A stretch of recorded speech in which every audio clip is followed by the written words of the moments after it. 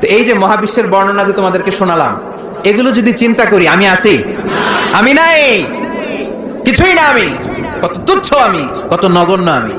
এই মহাবিশ্বকে মহাবিস্ফোরণের মাধ্যমে তৈরি করেছে কে?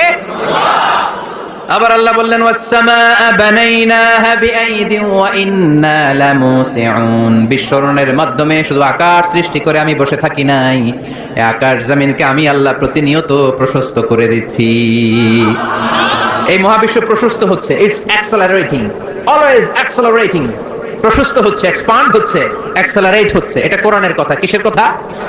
1988 সালে ঠিক কাটায় কাটায় আজ থেকে 20 বছর আগে সুপারনোভা কসমোলজি প্রজেক্ট নামে একটা প্রজেক্ট করে তারাও গবেষণা করে পেয়েছে যে মহাবিশ্ব স্থির নেই, এটা ঘোরার পাশাপাশি অ্যাক্সেলারেট হচ্ছে। চিল্লায় পড়তে হবে আল্লাহু আকবার। তার মানে কোরআনে যে তথ্য উপাত্ত আল্লাহ দিয়েছেন বিজ্ঞানের সাথে, এগুলো সাদৃশ্য আছে না নাই? আবার আল্লাহ কসম কেটে বললেন ফালা উকসিমু বিমাওয়াকি'ন নুজুমি ওয়া ইন্নাহু লাকসামুন লাউ তা'লামুনা আযীম।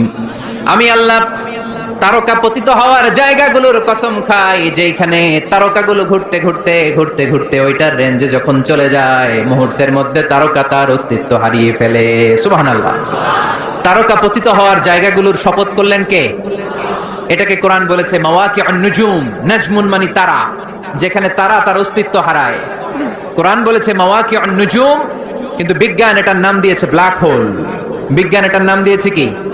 Black hole. তারা ঘুরতে ঘুরতে এই ব্ল্যাক হোলের রেঞ্জের মধ্যে যদি চলে আসে, মুহূর্তের মধ্যে এই তারাগুলো নিঃশেষ হয়ে যায়। এখানে আবার আওয়াজ বাড়ছে, আওয়াজ বাড়ছে।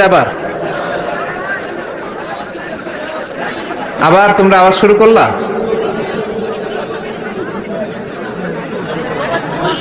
তারা পতিত হওয়ার জায়গা, যেখানে তারা তার অস্তিত্ব হারায়। কোরআন বলেছে মাওয়াকিউন নুজুম।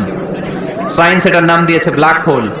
ব্ল্যাক হোল মহাবিশ্বের এমন ভয়ঙ্কর একটা বিষয়, এই ব্ল্যাক হোলের রেঞ্জের মধ্যে যদি কোনো তারা সূর্যের চেয়েও 1000 কোটি গুণ বড় সাইজের তারা ঘুরতে ঘুরতে ঘুরতে ব্ল্যাক হোলের সামনে আসে, বাচ্চার মুখে হাওয়াই মিঠাই দিলে যেমনি হাওয়াই মিঠাই মুহূর্তেই নাই, ওই তারাও মুহূর্তেই নাই। সুবহানাল্লাহ।